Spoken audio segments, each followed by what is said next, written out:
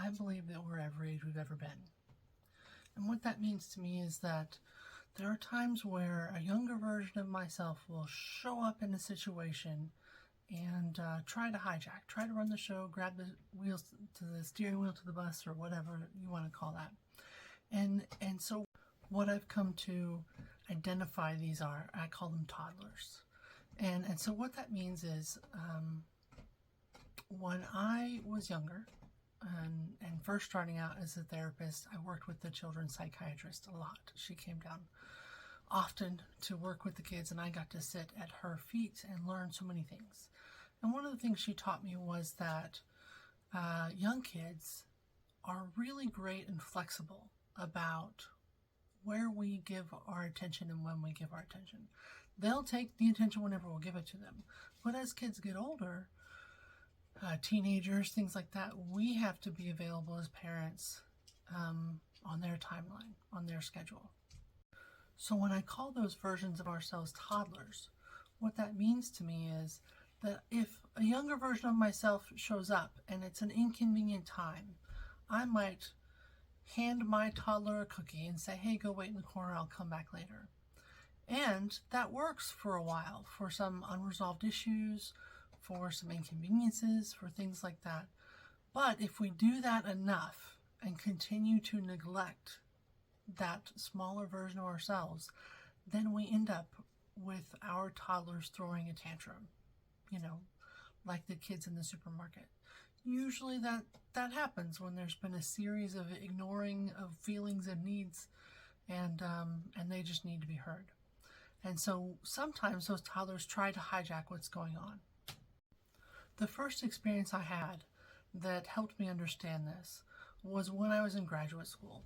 I was 26 years old, and I was on the phone with my mother, and I said something about asking if she was going to send me an Easter basket. And she made a quip that was completely appropriate, like, you're 26 years old, you don't need an Easter basket. Our call ended, and I was devastated. And at the time, I did a lot of journaling, and I had an online journal that certain friends and siblings could have access to. So I just went to processing, like, why was I so upset? Why was I bothered by this seeming rejection?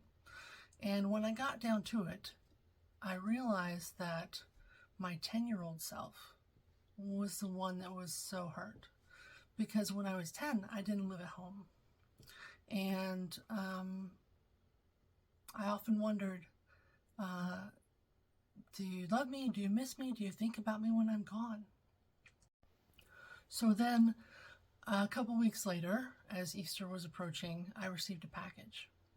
And one of my sisters, who had access to my journal, decided she was going to send me an Easter basket. She was going to answer that question that my mom couldn't. And so that was the first experience I had where I was like, okay, there might be something to this experience. About 10 years later, I had another experience where I was in a staff meeting at my work, and they announced that they were hiring nurses. And anyone who got a nurse to work there got some kind of referral bonus. And I live in Utah, and my family primarily lives in Alabama. And so I texted my nurse sister as kind of a half joke, like, hey, you should come work here. And she responded with, great, how do I apply? I'm like, okay, that was not expected. So she asked if she could stay with me until she found a place, before she'd even moved here. On my way home one day, I had the closest thing to a panic attack I think I've ever had. And I stopped and I got curious.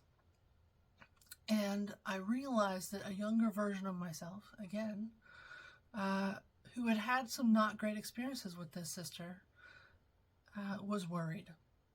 She was worried about what would happen when or if she had overstayed her welcome, if she would get aggressive, if she would get unkind. And so I had a chat with that younger version of myself, and I went home and talked to my husband. And and we established and looked, and our lease said we could only have visitors for 2 weeks. So before my sister even came to Utah, I set the boundary. I said, hey, just so you know, I need you out after 2 weeks. Like, you can stay to find a place, but you got to be out in 2 weeks. And so she came, and on day 15, she was on an air mattress in her own apartment, and very respectful of that piece. The thing is, if we don't know what our toddlers are, we can't take care of them. Now, there are some things that because of time or convenience or stress, we have to put it off. But we also have to make sure we come back to it. So if it's like, oh, I'll talk about that later, well, great, later. But that has to be something that we consciously return to. Otherwise, we're in a position of it coming and showing up in the worst possible time. The hard part about this is that we have to look. We have to look and be curious about those times that we were injured or hurt or pain or even trauma. Being able to identify and recognize the versions of ourselves. If we haven't done the work to identify what those things are, we aren't going to be able to know what to do in response to and how to take care of and heal that part of ourselves. And when we don't heal those parts of ourselves, we try to numb them in different ways. Sometimes it's with addiction, sometimes it's with busyness or distraction, or just not being present.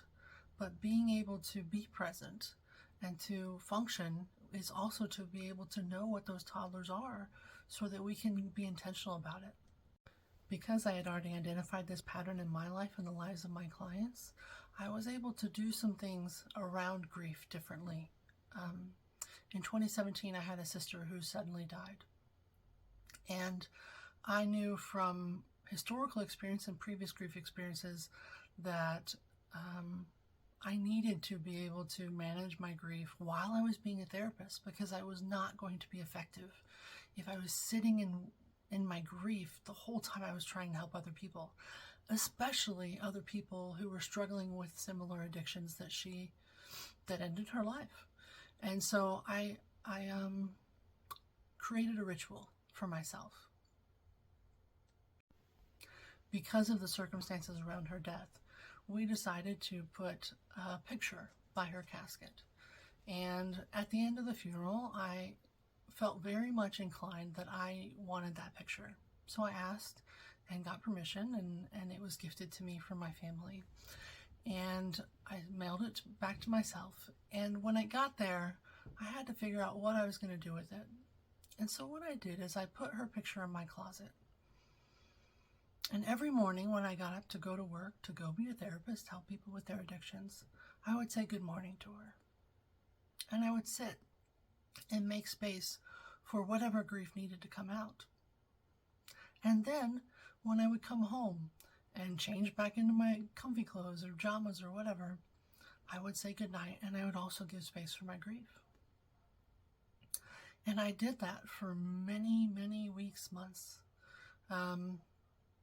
There was 1 week where some new information came to light, and I was not really great about having boundaries around my grief and where I was processing it.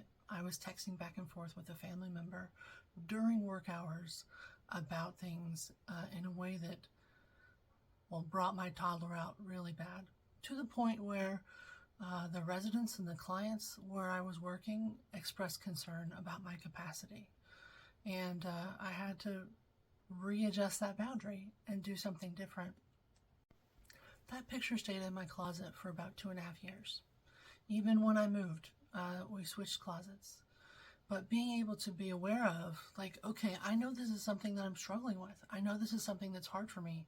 So I'm going to be really intentional about what I'm going to do to take care of it on purpose and still wait until, instead of waiting for it to come and tell me when it needed to. There's a lot out there about asking for our needs, and there's a lot of value in that. But there's also value in tuning into ourselves and inviting other people to tune into us so that we can be able to get our needs met. As we pay attention to the things that are obviously logical and completely normal responses to difficult things, and be kind and compassionate to ourselves about what we might need in those spaces, we allow ourselves the healing and even the prevention of further trauma by doing that work. So I want you to sit down and have a conversation with yourself. What might my toddlers be? What are the things that I might still be struggling with that I haven't coped with?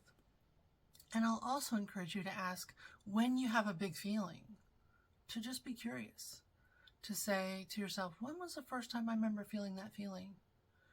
And if you think about it, it'll be hard to find. If you feel about it, you might be able to get in touch with that and then recognize how old that person is, and they can guide you into what you needed.